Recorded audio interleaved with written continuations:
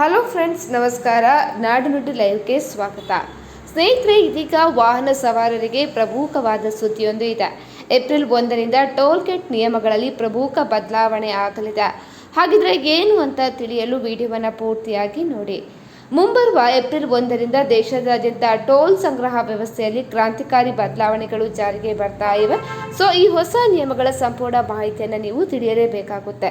So ಅದೇನಪ್ಪ ಅಂತ ಹೇಳಿದ್ರೆ, ಇದುವರೆಗೆ ಟೋಲ್ ಪ್ಲಾಜಾಗಳಲ್ಲಿ ಫಾಸ್ಟ್ಯಾಗ್ ಸ್ಕ್ಯಾನ್ ಆಗಲು ವಾಹನಗಳನ್ನು ನಿಲ್ಲಿಸಬೇಕಿತ್ತು. ಆದರೆ ಹೊಸ ಗ್ಲೋಬಲ್ ನ್ಯಾವಿಗೇಷನ್ ಸ್ಯಾಟಲೈಟ್ ಸಿಸ್ಟಮ್ ಅಡಿಯಲ್ಲಿ ನೀವು ವಾಹನ ನಿಲ್ಲಿಸುವ ಅಗತ್ಯವೇ ಇರೋದಿಲ್ಲ. ನಿಮ್ಮ ವಾಹನವು ಹೆದ್ದಾರಿಯಲ್ಲಿ ಎಷ್ಟು ಕಿಲೋಮೀಟರ್ ಚಲಿಸಿದೆ ಎಂಬುದನ್ನು ಉಪಗ್ರಹದ ಮೂಲಕ ನಿಖರವಾಗಿ ಪತ್ತೆ ಹಚ್ಚಲಾಗುತ್ತೆ.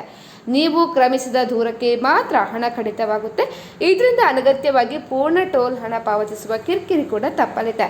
ಆದರೆ ಫಾಸ್ಟ್ಯಾಗ್ ನಿಯಮಗಳು ಮತ್ತಷ್ಟು ಈಗ ಕಟ್ಟುನಿಟ್ಟಾಗಿದೆ. ನಿಮ್ಮ ಫಾಸ್ಟ್ಯಾಗ್ ಖಾತೆಯ KYC ಪೂರ್ಣಗೊಳ್ಳದಿದ್ದರೆ ಏಪ್ರಿಲ್ 1ರ ನಂತರ ನಿಮ್ಮ ಟ್ಯಾಗ್ ಕೂಡ ಬ್ಲಾಕ್ ಆಗಲಿದೆ.